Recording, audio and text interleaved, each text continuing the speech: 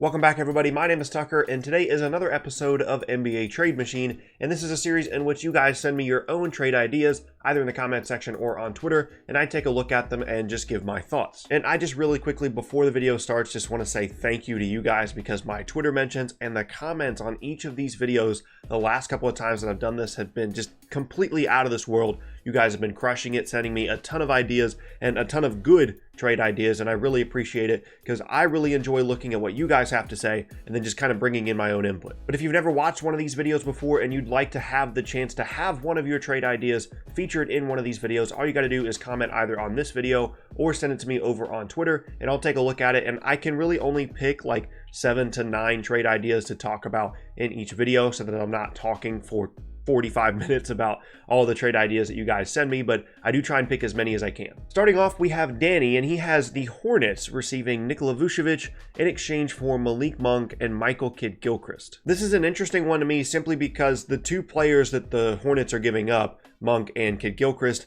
are not nearly as productive as Nikola Vucevic has been so far this year, and he's been arguably an all-star and one of the better front court players in the Eastern Conference to start this season.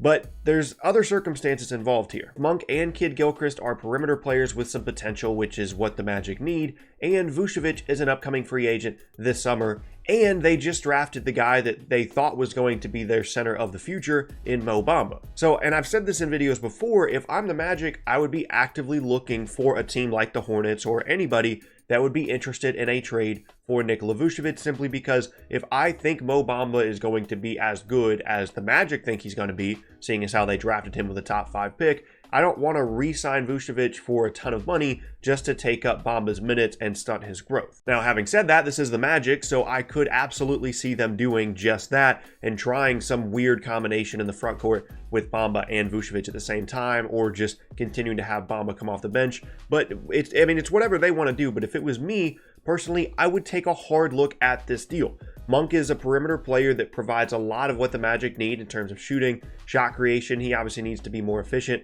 and become a better defender, but he has some potential in those areas. And Kidd-Gilchrist is another solid player, really good defender that's been actually extremely good for the Hornets this year in some kind of like situational small ball 5 kind of role, but is probably more so going to be a guy that his contract is just going to come off at the end of his tenure with the Magic unless he just takes off offensively. So just in a vacuum, this probably isn't enough for a player like Vucevic in terms of the production that he's put up so far this season, but when you throw some context around it, I think this makes sense for both sides. Next up is actually a 3-team deal from Yeet, sending it to me over on Twitter. He says the Knicks would receive Dennis Smith Jr. and Jonathan Simmons, the Mavericks would receive Courtney Lee, Terrence Ross, and Frank Ntilikina, and the Magic would receive Wes Matthews and Trey Burke. And straight off the bat, I can see what you're trying to do here, because the Knicks get an exciting young backcourt player in Dennis Smith Jr. that has potential and can, run their offense a little bit more than he can with Luka now being in Dallas. And then the Mavericks get some perimeter players that can shoot and can defend to try and help them make a playoff push. The thing I'm not really seeing is what the Magic get out of this deal, because it even actually says that the Magic would be giving up a pick moving forward, and I just don't really know what value they're getting out of this. I mean, they're giving up Jonathan Simmons and Terrence Ross, who are good players. Ross has been pretty good this year, and Simmons is a good defender. But contract-wise, they're not really getting anything out of it. Wes Matthews isn't expiring. Trey Burke is really cheap, but they're giving up expiring and cheap deals anyway. And then they're also giving up a pick. So I don't really know how you're going to convince Orlando to be a part of this deal, but for the other two teams, it definitely makes sense. Next up, Ben hit me up on Twitter, and he has another Bucks-Wizards trade. And last week, the one that we talked about was Bradley Beal to the Bucks in exchange for basically half of their rotation on the perimeter. And I said that was probably too much to give up. In this one, he has Otto Porter Jr. and Satoransky to the Bucks in exchange for Eric Bledsoe and Tony Snell. Now, one of the bigger issues that came up with the Beal trade that I was talking about in a previous episode was that it left them really without very many perimeter ball handlers, because they're getting rid of Bledsoe and Malcolm Brogdon as well, I believe. So in this scenario, they are obviously still giving up Bledsoe, but they are at least getting back Satoransky, who can, handle the ball a little bit and run the second unit and not have Giannis to have so many ball handling responsibilities and so many playmaking responsibilities.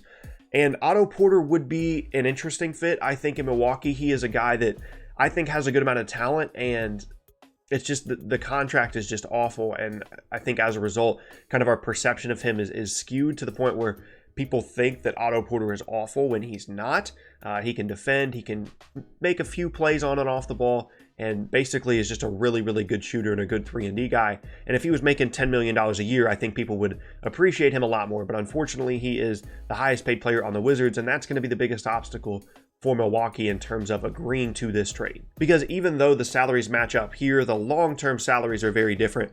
Tony Snell is making $10 million over the next couple of years, which is not a great contract for the production that he gives, but Eric Bledsoe is making $15 this year, but he's an expiring contract. But the only positive to that is I think Eric Bledsoe has the possibility to be someone that gets a big contract offer this summer that he does not deserve, and I don't know if the Bucks are really all that interested in paying that. So that's also a positive, but this one is just, it's really hard to wrap my head around in terms of would I say yes or no on either side. If I'm Washington, I really like getting out from under the salary cap implications of Otto Porter's contract, especially with John Wall being out for the season now and them being 10 or 12 games under 500 at this point. They are a lottery team. They are bound for the lottery. They're not going to make the playoffs, at least in my opinion.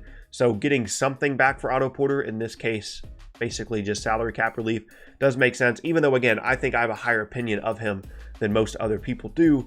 And if I'm the Bucks, I'm not the biggest Eric Bledsoe fan, so if they can get back another ball handler in Satoransky and just another really good 3-and-D wing in Otto Porter, I probably would do this simply because you're also getting rid of Snell's long-term money, even though it's not on the same level as Porter Jr.'s. I would probably do this if I'm Milwaukee. I just have to consider how it's going to affect the salary long-term, but yeah, I probably would. Next up, Cas480 has a trade between Cleveland and Utah, and this is actually one of the higher rated comments in the last video. So if you guys see a trade that you think is really good, give it a thumbs up in the comment section, and that makes it a lot easier for me to be able to find them, because I think on the last one there's like 500 comments or something, and I do look through all of them. I promise you I do, and I love the fact that there's so many comments.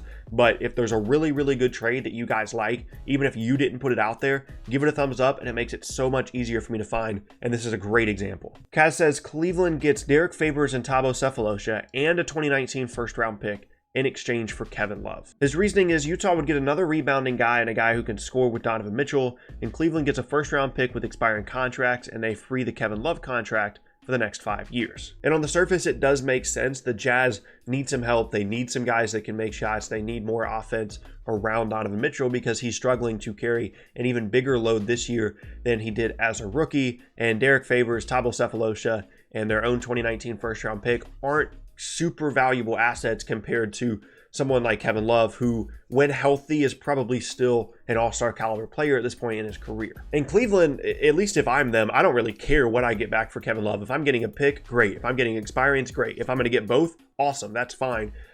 Because, first of all, I wouldn't have re-signed him to the deal that they did this past offseason in the first place. But now they have, I would be trying to get out from under it and get any kind of value out of it I can, because he's getting up there in age. And that brings me to one of my bigger issues with this for Utah, is this comes across like a trade that a team makes when they're right on the doorstep of possibly contending for a championship, and I just don't think the Jazz are there. I mean, never mind the fact that the Warriors are the prohibitive favorite throughout the league to repeat once again as NBA champions. The Jazz, even though they've started to pick it up lately and they've shown flashes, they have not shown the consistency of being a top 4 seed in the Western Conference like they did at the end of last season. And that's something that I talked about a lot prior to the year, because a lot of people gave me heat for saying that I don't think the Jazz are going to be a top 4 seed. And I think that we needed to calm down on the Jazz hype a little bit, and that has actually come true. And so even though this would definitely help the Jazz, it would provide them, like I said, more offense, someone that can rebound, someone that can space the floor, and a more traditional 4 than someone like Jay Crowder that they've been playing at that position, and then someone that can shoot a little bit better than the more traditional 4 in Derek Favors. So all of that makes sense from a basketball standpoint, but for me, I just don't know that I want to be under Kevin Love's contract for that much longer, or excuse me, for that long.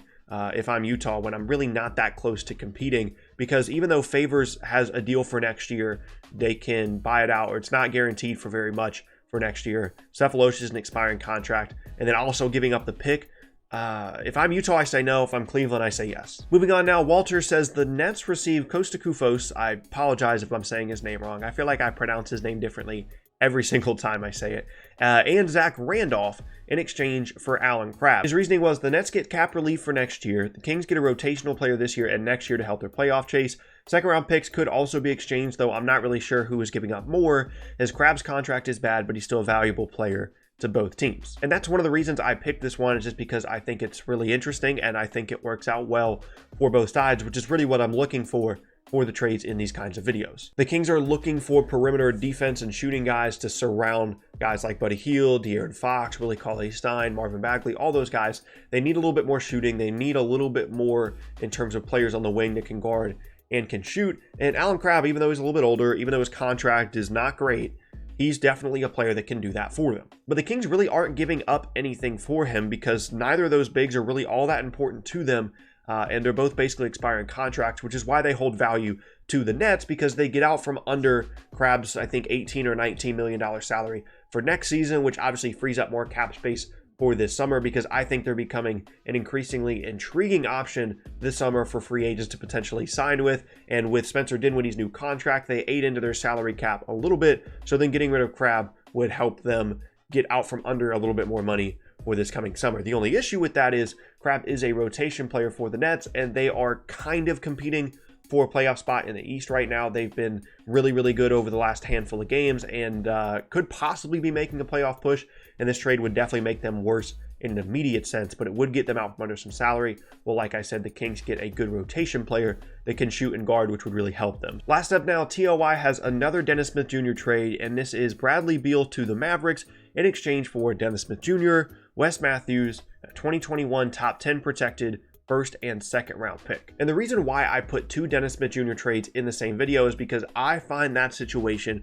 with the Mavericks just so intriguing, because Dennis Smith was a guy that I was a big fan of before the draft last year, and a lot of people were really impressed that the Mavericks were able to pick him where they did. I believe he went 8th or 9th, and people thought he was going to be really good for the Mavs, and within a span of 12 months, now Luka is the second coming, and people don't know if Dennis Smith is going to be able to play off the ball with him, and there have been plenty of reports that Dennis Smith Jr. might be on the move relatively soon. And if I'm the Mavericks and I'm trying to convince Washington why they should take this trade, it's obviously the fact that Dennis Smith Jr. is an exciting young backcourt player with a ton of potential still. Wes Matthews is an expiring contract to help them in the salary cap, and then they get picks as well in exchange for a player in Beal that is very, very good. I'm a very big Bradley Beal fan, and he is still young, but your team is going nowhere. John Wall is out for the year now, so I highly, highly doubt, I would be 100% shocked if the Washington Wizards somehow turned it around and made the playoffs this year, and their team isn't getting any better moving forward from this season. So I don't understand why they haven't been more aggressive in trade talks to this point for guys like Otto Porter and Bradley Beal. It seemed like they were willing to for about a week, and then they just kind of jumped off of that bandwagon, or at least, went away from that idea. But in this scenario, I don't know that I would accept this if I'm Washington, but I would take a long, hard look at it. And for the Mavericks, I never loved giving up on such a highly drafted, such a high potential player so soon. But Bradley Beal would be such an awesome fit in Dallas. He's locked up long term. He's relatively young. I think he's 25 or 26.